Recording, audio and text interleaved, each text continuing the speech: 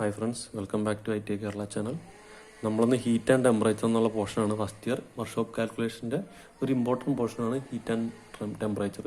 നമ്മൾ ഇന്ന് അതാണ് നോക്കുന്നത്. ഹീറ്റ് എന്ന് ഉദ്ദേശിക്കുന്നത് it is a form of energy which makes us feel hot or cold. Heat ഒരു റിലേറ്റീവ് ആയിട്ടുള്ള ഒരു കാര്യമാണ്. നമുക്ക് ചിലർക്ക് ചില കാര്യങ്ങൾ ചൂടായിട്ട് തോന്നും, അതേ കാര്യങ്ങൾ ചിലർക്ക് തണുപ്പായിട്ടും തോന്നാം. അത് ആപേക്ഷികമായിട്ടുള്ള ഒരു കാര്യമാണ് ഹീറ്റ്. അത്രേ ഉള്ളൂ. ഹീറ്റിൻ്റെ യൂണിറ്റ് എന്ന് ഉദ്ദേശിക്കുന്നത് കലോറിയാണ്.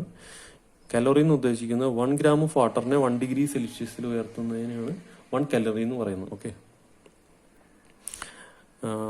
പിന്നെ അറിയാനുള്ളത് ടെമ്പറേച്ചർ. ടെമ്പറേച്ചർ എന്ന് ഉദ്ദേശിക്കുന്നത് ഡിഗ്രി ഓഫ് ഹോട്ട്നെസ്സിനെയാണ് നമ്മൾ ടെമ്പറേച്ചർ എന്ന് വിശേഷിപ്പിക്കുന്നത്. അത് സ്കെയിലാണ്. അതായത് പല സ്കെയിലാണ് ടെമ്പറേച്ചർ അളക്കുന്നത്. ഒന്ന് സെൻറ്റിഗ്രേഡ് എന്ന് പറഞ്ഞാൽ നമ്മൾ it is A metric system. ഇത് ഫാരൻഹീറ്റ് ബ്രിട്ടീഷ് സിസ്റ്റമാണ്. കെൽവിൻ അതാണ് സ്റ്റാൻഡേർഡ് ആയിട്ട് ഇന്റർനാഷണലി അക്സെപ്റ്റഡ് ആയ SI യൂണിറ്റ് ആണ് കെൽവിൻ. അപ്പോൾ ടെമ്പറേച്ചറിന്റെ SI യൂണിറ്റ് എന്താണെന്ന് ചോദിച്ചാൽ കെൽവിൻ ആണെന്ന് നമ്മൾ എഴുതണം കേട്ടോ.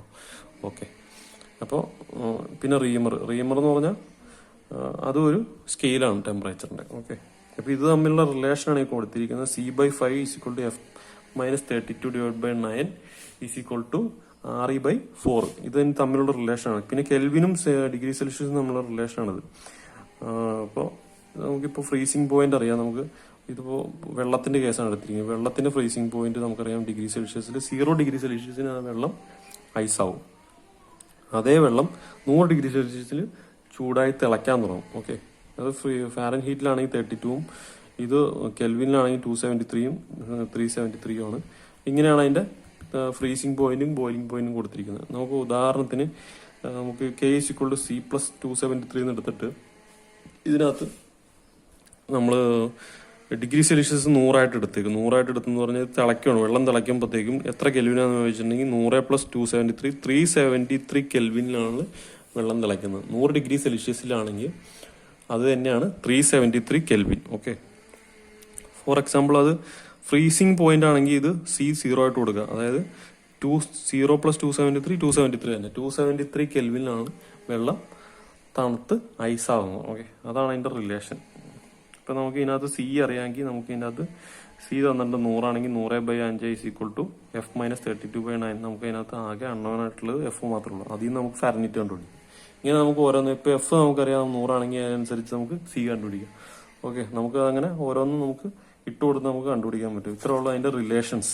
ഓക്കെ, അടുത്തതായിട്ട് നമുക്ക് നോക്കാനുള്ളത് എന്താണ് ബോയിലിംഗ് പോയിന്റ് എന്ന് പറഞ്ഞിട്ടുണ്ടെങ്കിൽ ഒരു ദ്രാവക വെള്ളത്തിന്റെ കേസാണെങ്കിൽ വെള്ളം തിളയ്ക്കുന്ന പോയിന്റിനാണ് ബോയിലിംഗ് പോയിന്റ്. അപ്പൊ ദ്രാവക വസ്തു തിളച്ച് ആവിയാവാൻ തുടങ്ങുന്ന ഒരു സിറ്റുവേഷൻ അല്ലെങ്കിൽ ഒരു സ്റ്റേറ്റ്, അതായത് വെള്ളത്തിന്റെ അവസ്ഥയിൽ നിന്നും അത് ആവിയിലോട്ട് മാറുമ്പോഴാണ് നമ്മൾ അതിനെ ബോയിലിംഗ് പോയിന്റ് എന്ന് പറയുന്നത്. ഓക്കെ, അടുത്തത് മെൽറ്റിംഗ് പോയിന്റ്. സോളിഡ് ആയിട്ടുള്ള ഒരു കാര്യം അത് ചൂടായിട്ട് അത് ദ്രാവക അവസ്ഥയിലോട്ട് മാറുമ്പോൾ അതിനെ നമ്മൾ മെൽറ്റിംഗ് പോയിന്റ് എന്ന് വിശേഷിപ്പിക്കുന്നു. ഓക്കെ, സ്പെസിഫിക് ഹീറ്റ് എന്ന് പറഞ്ഞാൽ ഒന്നുമില്ല. ഒരു ഗ്രാം വെള്ളത്തിനെ 1 degree സെൽഷ്യസിലോട്ട് ചൂടാക്കുന്നതിനാണ് നമ്മൾ സ്പെസിഫിക് ഹീറ്റ് എന്ന് പറയുന്നത്. Okay, that's all. അതിനെ അളക്കുന്ന ഒരു മെഷീനാണ് കലോറിമീറ്റർ എന്ന് വിശേഷിക്കുന്നത്. കലോറിമീറ്റർ എന്ന് പറഞ്ഞിട്ടുണ്ടെങ്കിൽ specific heat അളക്കാനുള്ളത്.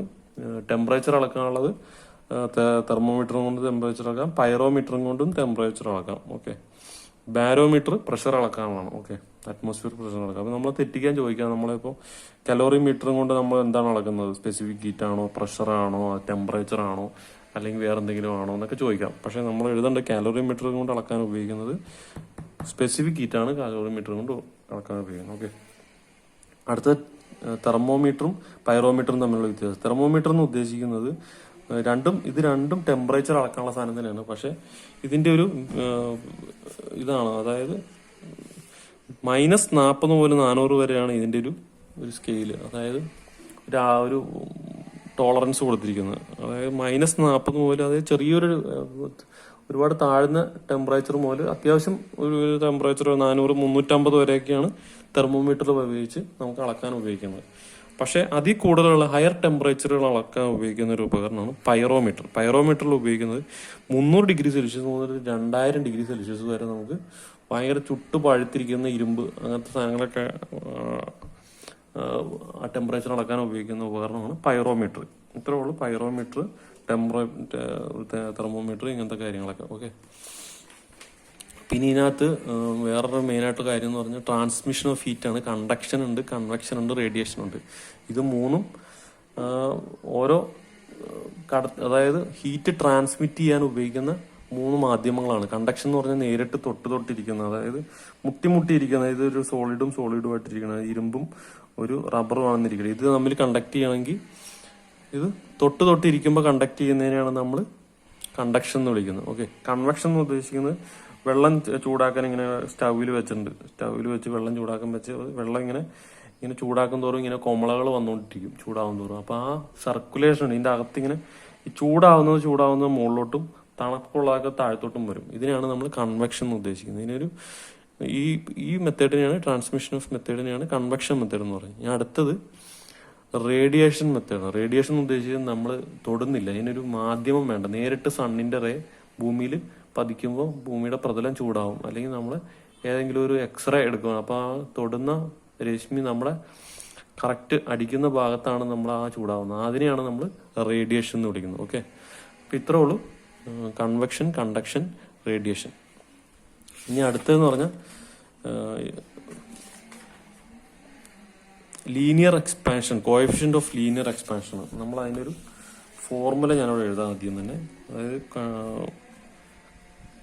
Coefficient of linear expansion എന്ന് ഉദ്ദേശിക്കുന്നത് change in length divide by original length into change in temperature ആണ് കോഎഫിഷ്യന്റ് ഓഫ് ലീനിയർ എക്സ്പാൻഷൻ. അതിന് നമുക്ക് ഒരു പ്രോബ്ലം ചെയ്യുമ്പോൾ നമുക്ക് മനസ്സിലാവും. ഇതൊരു ഇരുമ്പ് കഷ്ണം വന്നിരിക്കട്ടെ, ഒരു ഇരുമ്പ് റോഡാണിത്. ഓക്കെ. ഈ ഇരുമ്പ് റോഡ് ഇതിന് 100 സെന്റിമീറ്റർ നീളമുണ്ട്. ഇത് 30 ഡിഗ്രി, അതായത് നമ്മുടെ normal degree Celsius, 30 degree Celsius എന്ന് പറഞ്ഞാൽ നമ്മുടെ നോർമൽ, നമ്മുടെ കേരളത്തിലെ കാലാവസ്ഥ 30 ഡിഗ്രി സെൽഷ്യസിൽ ഇരിക്കുന്ന ഒരു ഇരുമ്പ് കഷ്ണം വന്നിരിക്കുന്നത്. നമ്മുടെ സൈറ്റിലൊക്കെ കമ്പി കഷ്ണം കിടക്കുന്ന കണ്ടിട്ടുണ്ട്. ഇങ്ങനെ ഒരു കമ്പി കഷ്ണം 100 സെന്റിമീറ്റർ, അതായത് 1 മീറ്റർ നീളം ഒരു സാധനം കമ്പി കഷ്ണം ഇവിടെയും കിടക്കണമെന്ന് ഇരിക്കട്ടെ. നമ്മൾ ജസ്റ്റ് ഒന്ന് ആലോചിക്കാം. എന്നിട്ട് ഇതിനകത്തോട്ട് നമ്മൾ ഭയങ്കരമായിട്ട് നമ്മൾ ചൂടാക്കാൻ അതിന് ഒരു ചൂളക്കകത്തോട്ട് ഇട്ടെന്നിരിക്കട്ടെ. ഈ ഒരു ഇരുമ്പ് കഷ്ണം, ഇരുമ്പ് വടി നമ്മൾ ചൂളക്കകത്തിട്ട് ഇതിന്റെ ടെമ്പറേച്ചർ 30-ൽ നിന്നും 100 മാറി, 100 ഡിഗ്രി സെൽഷ്യസിലോട്ട് മാറി. അപ്പൊ ഇതിനൊരു ചൂടാവുമ്പോൾ നമ്മുടെ ഈ സാധനത്തിന് നീളം കൂടും. ഇതിന്റെ 100.14 സെന്റിമീറ്റർ ആയിട്ട് ഇതിന്റെ നീളം കൂടി. ഈ സാധനത്തിന് ഇവിടെ ഇച്ചിരി നീളം കൂടി, ഇവിടെ ഇച്ചിരി നീട്ടം വെച്ചെന്നിരിക്കട്ടെ. ഫോർ എക്സാമ്പിൾ നമ്മൾ പാലത്തിലൊക്കെ കണ്ടിട്ടുണ്ട്. നമ്മൾ വലിയ പാലം കയറുമ്പോഴൊക്കെ നമ്മൾ അതിൻ്റെ ഇടയ്ക്ക് കുറച്ച് ഒരു 2-3 ഗ്യാപ്പുകൾ കൊടുത്തിട്ടുണ്ട്. അതായത് കമ്പി ചൂടാവുമ്പോൾ അത് വികസിക്കാനുള്ളൊരു പ്രോപ്പർട്ടി, അതിനാണ് ഈ ലീനിയർ എക്സ്പാൻഷൻ എന്ന് പറയുന്നത്. ആ ചൂടാവുമ്പോൾ ഈ കമ്പി മെറ്റൽസ് ഒക്കെ ചെറുതായിട്ടൊന്ന് വികസിക്കും. നമ്മൾ ശ്രദ്ധിച്ചറിയാം. ആ വികസിക്കുമ്പോൾ അത് ഈ പാലത്തിൽ വിള്ളലോ അല്ലെങ്കിൽ ക്രാക്കോ ഒന്നും വീഴാണ്ടിരിക്കാൻ വേണ്ടിയാണ് പാലത്തിന്റെ ഇടയ്ക്ക് ഇങ്ങനെ ചെറിയ ഒരു ഇത് കൊടുത്തിരിക്കുന്നത്. ഇങ്ങനെ പാലമാണെങ്കിൽ പാലത്തിന്റെ ഇടയ്ക്ക് ഇങ്ങനെ ചെറിയ ഇങ്ങനെ ഒരു ഗ്യാപ്പ് കൊടുക്കും. ഒരു 2 കമ്പി കഷ്ണം തമ്മിലുള്ള 2 ഗ്യാപ്പ് കൊടുക്കും. നമ്മൾ വലിയ പാലരട്ടോ ആണെങ്കിൽ ഏത് പാലം കയറി ഇറങ്ങുമ്പോഴത്തേക്കും നമ്മൾ ചെറിയൊരു കുഴി പോലെ നമുക്ക് തോന്നാം. ഇതാണ് സംഭവം. ലീനിയർ എക്സ്പാൻഷൻ നടക്കുമ്പോൾ ഇത് ക്രാക്ക് വീഴാണ്ടിരിക്കാൻ വേണ്ടി ഉപയോഗിക്കുന്നതാണ് ഈ ചെറിയൊരു ഗ്യാപ്പ് കൊടുക്കുന്നത്. ഓക്കെ. അപ്പൊ അതേ സമയത്ത് ഇത് തണുക്കും തോറും ഇത് ചുരുങ്ങുകയും ചെയ്യും. അപ്പോൾ ചൂടാകുമ്പോൾ വികസിക്കുകയും തണുക്കുമ്പോൾ ചുരുങ്ങുകയും ചെയ്യുന്ന പ്രോപ്പർട്ടി ഉണ്ട് മെറ്റലിന്. അതിനെയാണ് ലീനിയർ എക്സ്പാൻഷൻ എന്ന് പറയുന്നത്. ഓക്കെ. അതിന്റെ ഒരു അളവെന്ന് ഉദ്ദേശിക്കുന്നത് ഇതാണ്. അതായത് ഈ കേസിൽ നമുക്ക് കോഎഫിഷ്യന്റ് ഓഫ് ലീനിയർ എക്സ്പാൻഷൻ എത്രയാണെന്ന് നോക്കാം. ഇപ്പൊ ഇതിനകത്ത് 100 സെന്റിമീറ്റർ നീളമുള്ള 30 ഡിഗ്രി സെൽഷ്യസ് സാധനം 100 ഡിഗ്രി സെൽഷ്യസിലോട്ട് ചൂടാക്കിയപ്പോഴത്തേക്കും അത് 14 mm അതിന് ലെങ്ത് കൂടി. അപ്പോൾ നമ്മൾ ചേഞ്ച് ഇൻ ലെങ്ത് എന്ന് ഉദ്ദേശിക്കുന്നത് 100.14 മൈനസ് 100, അതായത് 0.14 centimetre divide by original length എന്ന് പറഞ്ഞാൽ 100 സെന്റിമീറ്റർ ആണ്. അത് 100 എഴുതി ഇൻറ്റു ചേഞ്ച് ഇൻ ടെമ്പറേച്ചർ എന്ന് പറഞ്ഞാൽ 100 മൈനസ് 30, അത് 30-ൽ നിന്ന് 100 ഡിഗ്രി സെൽഷ്യസ് വരെ ചൂടാക്കിയത്. അപ്പൊ ഇതിന്റെ എത്ര വ്യത്യാസം വന്നു? 70 ഡിഗ്രിയാണ് വ്യത്യാസം വന്നത്. അതായത് 14 ഡിവൈഡ് ബൈ 7000. അതിനെ നമുക്ക് ഈ പോയിന്റ് എല്ലാം കൂടി ഇങ്ങോട്ട് ഇടുമ്പോഴത്തേക്കും കാൽക്കുലേറ്ററിൽ അടിച്ച് ഞാൻ നോക്കിയപ്പോൾ 0.0002 എന്നാണ് നമുക്ക് ഇതിന് ഉത്തരം കിട്ടുന്നത്. ഇതാണ് ഉത്തരം കിട്ടുന്നത്. ഓക്കെ. അപ്പൊ ഇതിന്റെ ഉത്തരം ഇതാണ്. ഓക്കെ. അപ്പൊ ഇത്രയൊക്കെയാണ് ഇതിനകത്ത് മെയിൻ ആയിട്ടുള്ള കാര്യം.